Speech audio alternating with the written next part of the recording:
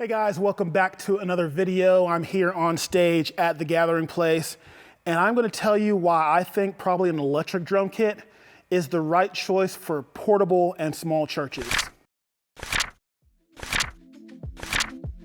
So I do play drums some. I wouldn't call myself a drummer, but I do play. I can make my way around a kit.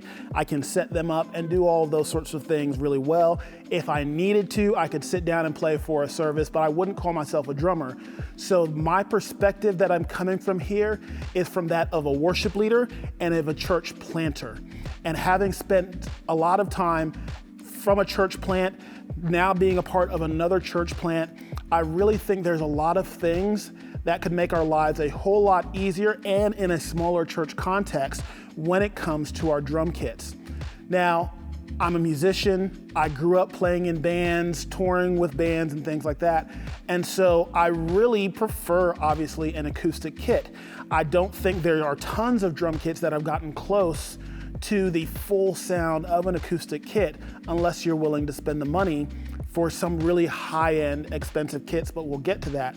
But I do love acoustic kits, and I know that that's why we would prefer to go with the real sound of an acoustic kit. But in a smaller context like this or in a portable setup, I think there's some other things that we need to think about when it comes along to our drum setups. So in a larger church context, maybe if you have a much larger stage, I also used to serve at a church that the auditorium seated 2,700 people. The screen that was behind us was like a 40-foot wide screen. The stage was huge. And those size stages allow for the cymbals, the sound of the drums and all that to dissipate more appropriately so it's not killing the entire room. But when it comes to a room about this size, so our auditorium currently is set up with, I believe, 115 chairs. We can probably tops get maybe 140, 150 in here. In this size of a space, and especially since we don't have acoustical treatment up right now, if we were to have a full acoustic kit on stage, it would destroy this room. The person would have to play so light that it would be pointless almost. The cymbals bleed in the microphones, all that. Well, then you say, we'll put up a cage. Yeah, but our stage is only so big, and those cages are ugly, and those cages are extremely hot for the drummer sitting inside of them. They don't block bleed as well as you would think they do if you don't do the right thing in them. Just taking one of the shields from whatever the name of the company is, I can't even think of them right now, link in the description if you do need a shield. Just taking one of those shields and sticking it up is not going to block all of the sound that you need it to. You then have to put a top over it. You got to make sure that it's completely enclosed. There's a lot of things you have to do to that to get those set up right to be able to block enough sound for a space this size. And if you're a portable church, do you understand how much time that takes?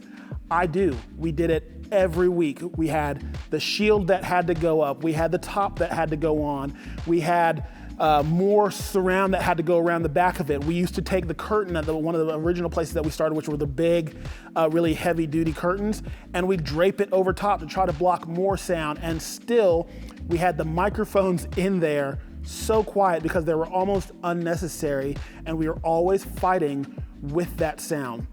And setting that all up all happened after the drums had been set up. So we had to wait for the drummer to get the kit set up, then we'd stick lights in underneath, and then we'd put up the shield. It just takes a whole lot of time. So not only are you fighting sound, you're fighting the amount of time you have to set up.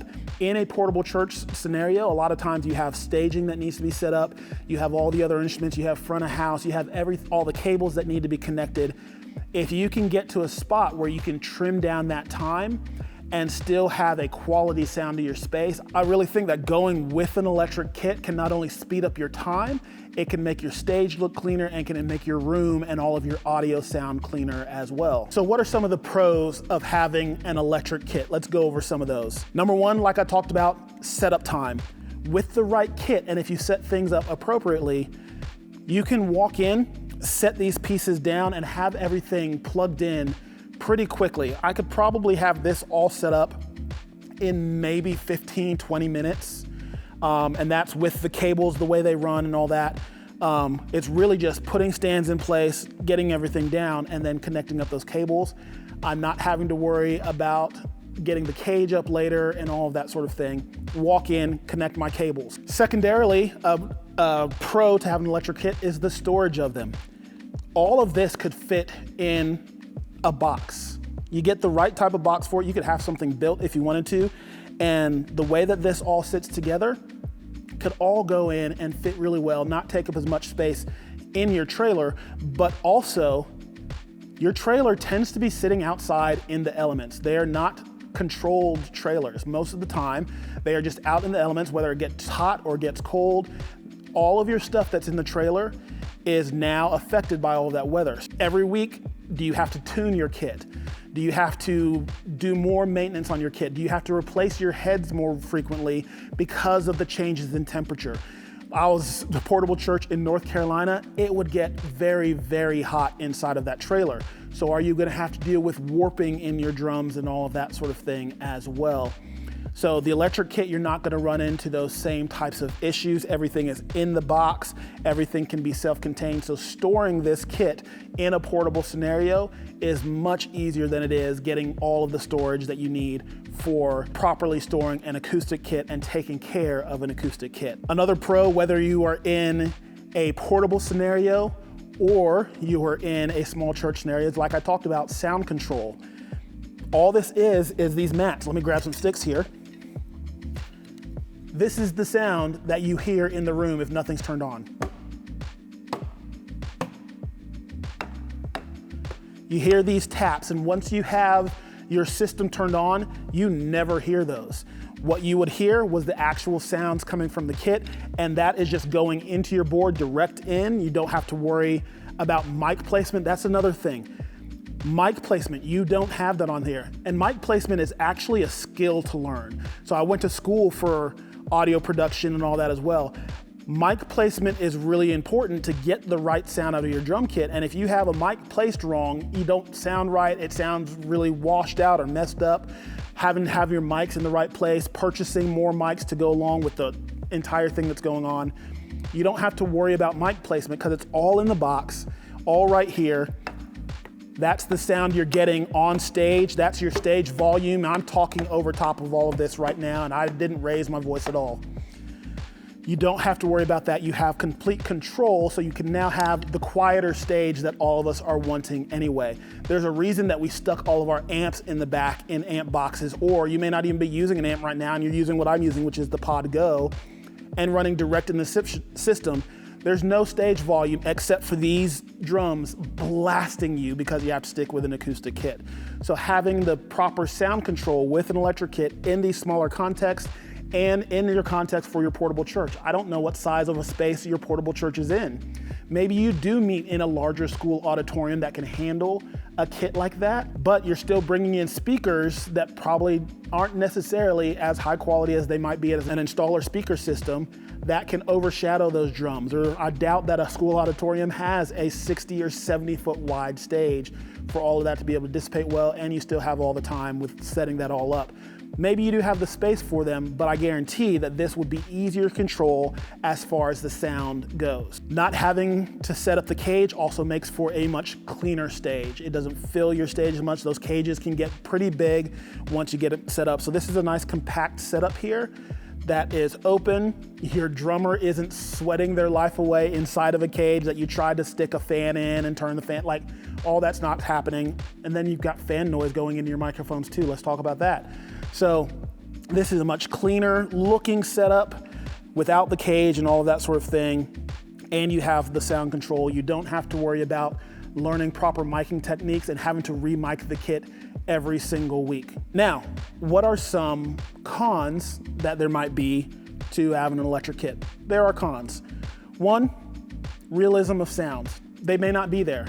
You may have to, now, so we have, it is the Roland V drum. This is the TD17.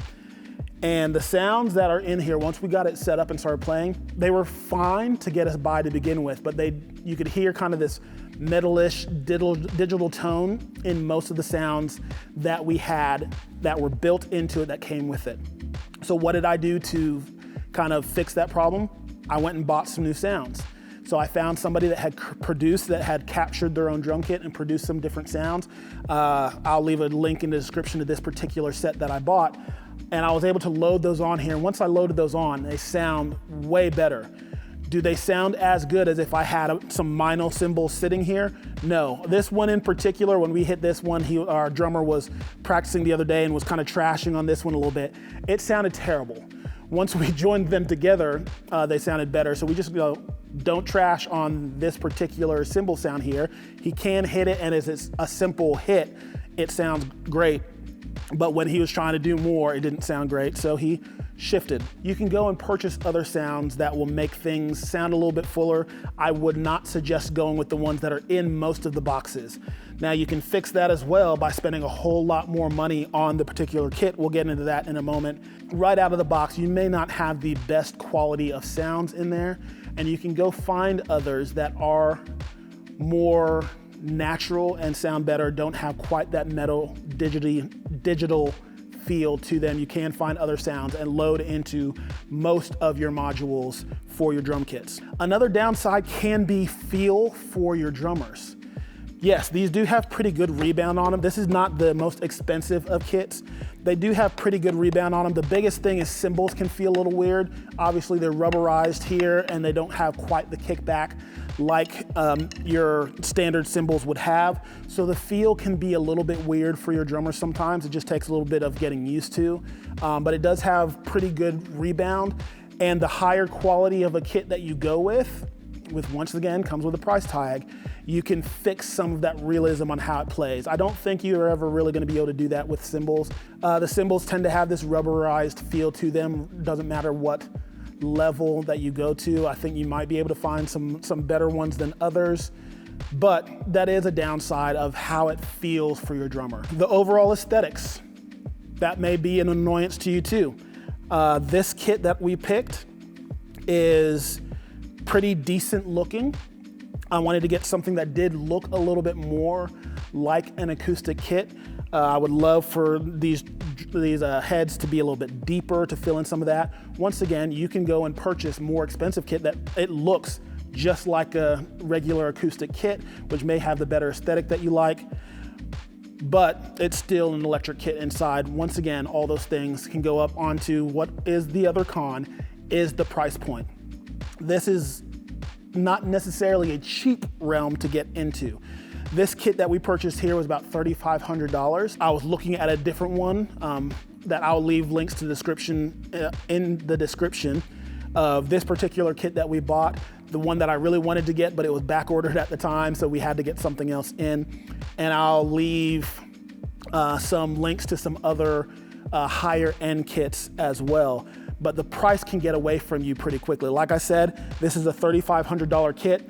The sounds were not great that were in here. I only spent like $18 on getting new sounds put in here, so those aren't really that big of a deal. You can get lots of different sounds for a pretty decent price. $3,500, and this is by no means top of the line. For $3,500, you can buy a really nice acoustic Gretsch Catalina kit or something like that, and some of the Gretsch kits actually travel really, really well. That's what we had at the portable church that I was at in North Carolina. We had a Gretsch kit, traveled really well. We didn't have to tune it that often, and it held up pretty well.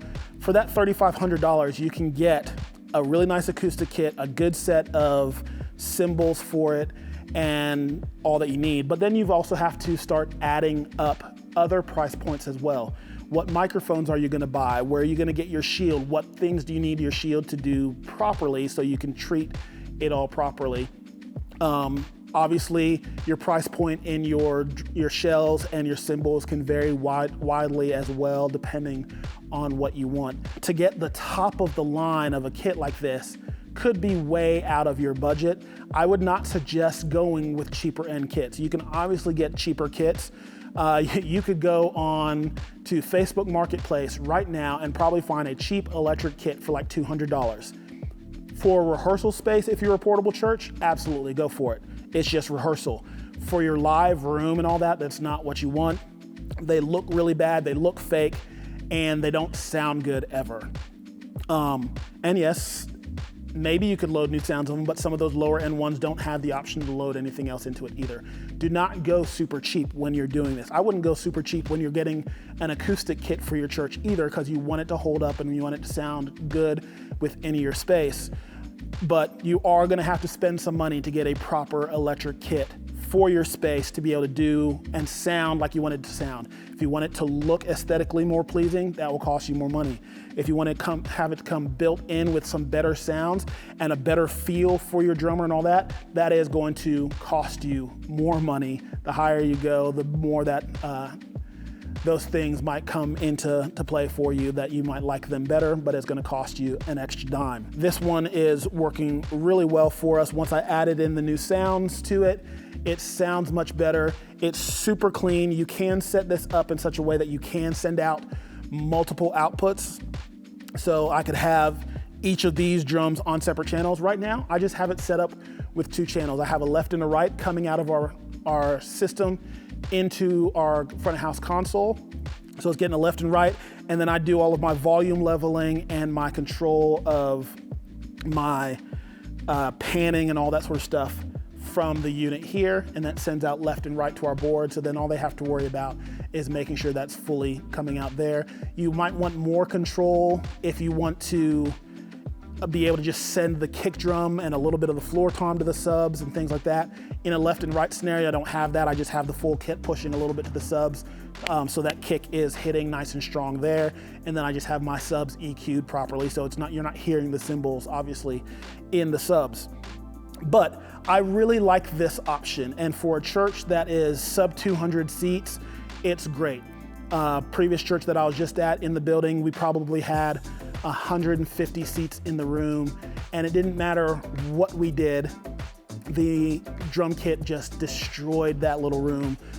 We had it caged in, had a custom built cage for it, and just were always having issues with that sound. In the room, the microphones were off. The only reason we had the mics on was for the live stream, and even that was tricky on how we made all of that work. So I think an electric drum kit is a great option for portable churches and for smaller churches for all the reasons that I've said. So it might be something that you might want to look into. I know there are tons of you that are going to disagree with this, or you're going to have your preferences on I must have an acoustic kit, but I think in a lot of scenarios, if we want to have a high quality production of our services, if we want to really control things and really make our spaces feel great for the people who are coming in, I think an electric kit would be more likely to do that for a lot of our smaller scenarios and give us the opportunity to have that bigger sound and everything that we want without sacrificing proper control and time for portable churches and all of that. So I hope all of that made sense. I hope it was helpful in some way. I've got links in the description to some of the kits that I like, the one we're using, the one I really wanted to get, and some other things like that. I've got a link down to a spot where I bought our sounds from, and you can find them all over the internet. Hope this was helpful in some way. Do all the things that YouTube tells you to do. Like and subscribe, and we'll see you guys next time.